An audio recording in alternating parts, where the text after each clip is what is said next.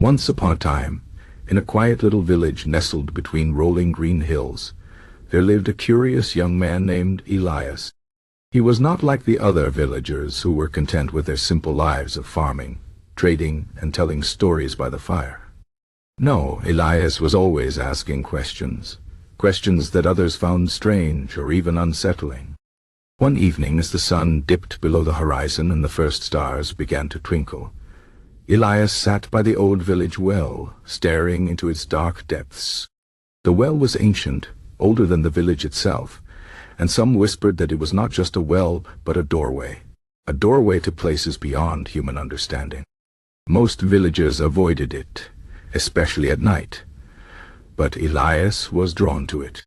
That night, as the wind whispered through the trees, Elias leaned over the edge of the well and asked a question. A question he had been turning over in his mind for weeks. Why does the world exist? The moment the words left his lips, the air grew still. The stars above seemed to flicker like candles in a breeze. Then, from the depths of the well, a voice answered. It was not a human voice. It was something deeper, older, as if the darkness itself had spoken. Because someone once asked the right question, it said. Elias blinked. That was not the answer he expected. What do you mean? He asked. The voice sighed, a sound like wind through forgotten ruins. You asked the wrong question, and now you have begun to unravel. Elias looked down at his hands. To his horror, he saw that his fingers were fading, becoming transparent, as if he were made of smoke. What's happening to me? He gasped. The world is held together by questions, the voice explained. The right questions keep it whole. The wrong ones loosen the threads. Elias felt a cold fear grip his heart. How do I fix it? You must find the right question before you disappear completely. With that, the voice faded, leaving Elias alone by the well, his body slowly vanishing into the night. He knew he had to act fast. He ran back to the village, but as he passed through the streets he noticed something strange. The houses looked different, not just old but unreal, as if they were paintings on a fragile canvas. The faces of the villagers flickered, sometimes familiar, sometimes not. He rushed to the home of the village elder, a wise woman named Marla. She was the only one who might understand. When he burst into her cottage, she looked up from her knitting, her sharp eyes narrowing. Elias, she said, you've done something foolish. I asked the wrong question, he panted. Now everything is coming apart. Marla sighed. I warned you about that well. It is not for idle questions, but how do I fix it? Elias pleaded. Marla set down her knitting.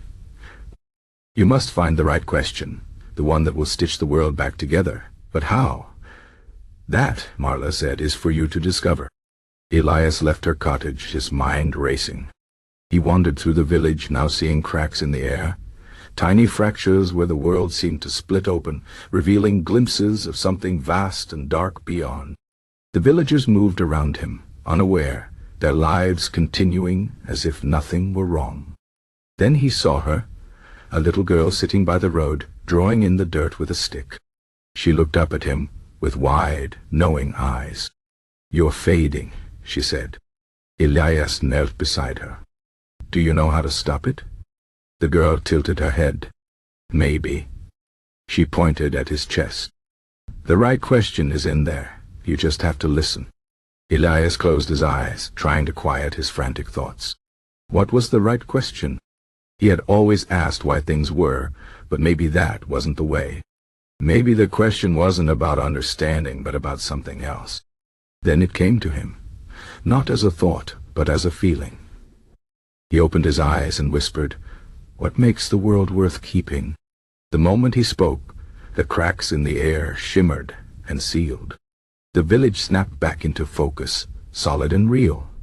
His hands were no longer fading. The stars above burned steady and bright. From the well, the voice spoke one last time. That it said, was the right question. And with that, the night was silent again. Elias stood there breathing deeply, realizing something important. The world was not held together by answers, but by questions. Questions that reminded people why they cared. From that night on, Elias still asked questions, but they were different. He no longer sought to unravel the mysteries of existence. Instead, he asked about the small things. The laughter of children, the smell of rain, the way a story could bring people together. And the world, grateful for his understanding, remained whole. The end.